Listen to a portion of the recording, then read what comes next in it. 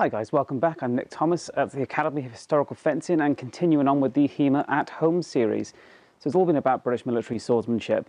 Now, from the Napoleonic period, from Roworth, and I've done a little bit of the naval stuff, and I'll do a bit more of that soon as well, actually, from Pringle Green. But anyway, back onto Roworth. So, as swordsmanship developed, or evolved, as you like, in European swordsmanship, there was a trend towards right foot forward, or your lead foot. So if you're right-handed, your right foot forwards, and a great emphasis on the lunge. Now the lunge action is the extension from the front foot. Now there are exceptions to that rule, of course there are, but that's a general trend in Europe. And what that meant was a move towards increasingly linear swordsmanship. And that's not so surprising, because when you, say in earlier forms, are doing a lot of passing footwork where the feet are stepping past one another, you tend to get more rotation of the body, you tend to work more angles of moving around your opponent. It naturally lends itself to moving around our opponent in a circular kind of form. And that's because it's using what we kind of call walk-in footwork, which is where you haven't decided whether basically which foot is going to be forward all the time, like in military swordsmanship for the later period. You can be either foot forward and walking around like this and attacking off either foot. Whereas when you get to this period, from Roworth, it is lead foot forwards, and it's a lunge-based system. So that means it is very heavily linear, because when you go to a right foot forward based on a lunge sort of system, you instinctively fight in a line, and the efficiency is all about the straight line attack, maximum reach and efficiency. That being said, there are still reasons to use circular footwork, which in Roworth is called traversing. So our normal footwork is all done in a straight line, and then we have traverses. So traverses take us off of the line.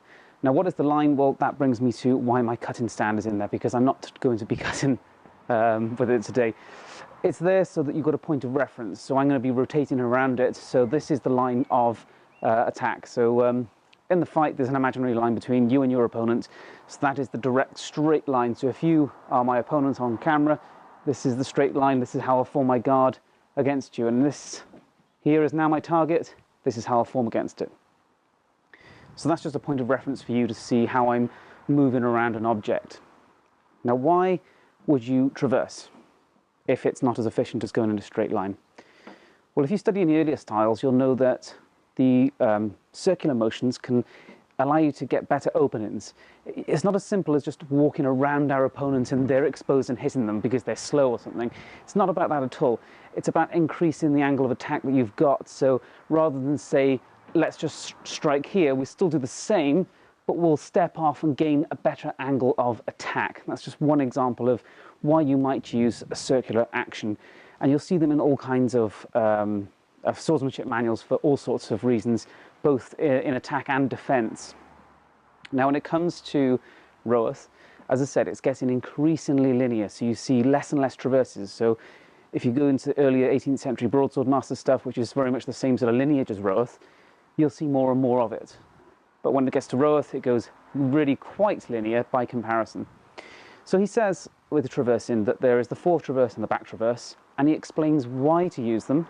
He says that some people like to traverse instead of giving ground because it gives the illusion of retreating if you're going backwards. So people like to traverse instead. That's fair enough. He also says to use it in rough terrain. So if you're in, you haven't got the high ground, or it's muddy or whatever else, you can circle your opponent to put them in the way. You could also use it to get out of the way of the sun glaring in your eyes and put it into your opponents. You could use it to maneuver around multiple opponents. There's lots of reasons to use it for terrain or the environment. But then he also explains in various other parts of the manual, he talks about stepping off the line, usually to make things safer, because say to attack, the opponent's blade is still threatening us in some way, and we use the traversing step to make our response a bit safer.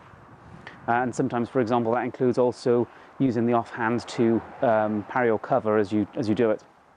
So there are reasons to traverse beyond just terrain and environment.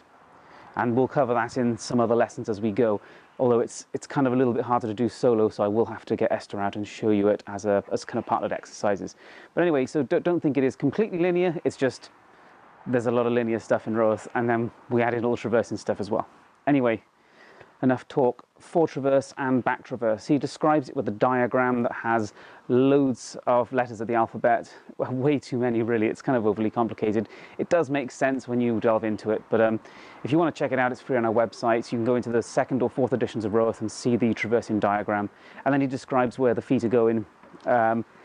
The fore traverse is called so because we are stepping with our front wheels this way. Back traverse, this way. So we're going in the direction of our back or the direction of our front. And he describes which foot to use.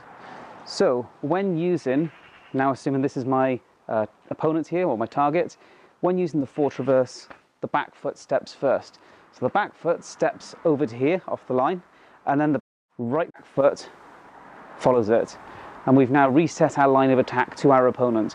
So we're not sidestepping sort of onto a sort of a rail line and moving on to the next opponent. We are moving and rotating around our target. So if I step again, okay? So we're working in a circular motion around our opponent. And the fore traverse, the back leg moves first. So if you practice, for example, or watch videos of maybe Biitish Swordsmanship, which is something else I practice, you will see the legs crossing. They do cross the streams, so they'll actually step like this. And there are other styles that do that as well, but Roworth is specific on not doing that. And you know, it can work, but it is a little less comfortable and puts you in a slightly awkward position, whereas stepping off the back foot puts you in a much more stable, strong position, in my opinion, which is why I think he does it. So it's not that you can't cross over. Be careful if you cross in an uncomfortable fashion. It may not be too comfortable for you, but if you want to stick to Roworth, it's specific. When we go forwards, the left foot moves, and when we go back, right foot moves. That's also an easy way to remember it.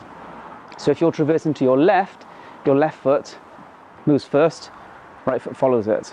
So fore traverse means we're going to the left foot steps, right foot follows it. And don't go excessive on your traversing steps. Don't go sort of really Renaissance on it and make hugely deep steps. Again, that's not what Roworth is about. It's restraint, basically staying safe, protecting yourself at all times. And now the back traverse is now done with the right foot. So from here, right step, left follows it. Right step, left. Right step, left. Okay? So that is how you could just use it in a fight to maneuver yourself out of mud, out of sunlight, that kind of thing. From here, so left foot goes first on the fore traverse, right foot first on the back traverse. That is as simple as it is. You can practice that in just a small space like this, but I would suggest that you have a central point of reference to make sure that as you are moving around, you're maintaining a defensive line towards your opponent or their blade, otherwise you can end up basically stepping like this, which is as if you're taking on the next man in the line. That's just not ideal. So put something, anything. You can put a shoe on the ground. It does, as long as you've got something as a central point of reference to rotate around, then you're going to get the idea. So from here, fore traverse, back traverse. And we can use it for circling our opponents. Some people like to perpetually circle their opponents because they find that it dumbfounds them. It shouldn't with enough practice, but if people aren't used to it, it quite possibly will. You can create openings with it, and you can do some really cool ripostes. So you can, for example, once you've taken, say, an outside parry with a slip, is you can riposte, so you can traverse off to this side and strike, and potentially bring in the other foot with it as well. So we can use traversing steps in some interesting ways, both to circle our opponent, also to strike them after in a safer way, or ways that are harder for them to parry. And the last point that I would say that traversing is really good for is when people bear down on you fast and hard. You know the kind of people that these are, the aggressive, bullish fighters. Capoferro in his Rapier manual calls them bestial men. But you know the type. They'll just barrel straight through you, usually not with much finesse, but a lot of aggression, sometimes a lot of power, but certainly a lot of speed, and they'll cover ground quickly. And sometimes using your normal footwork, you just won't get out of the way in time, and they'll just press and press and press. And ultimately, most people are going to go faster forward than backwards.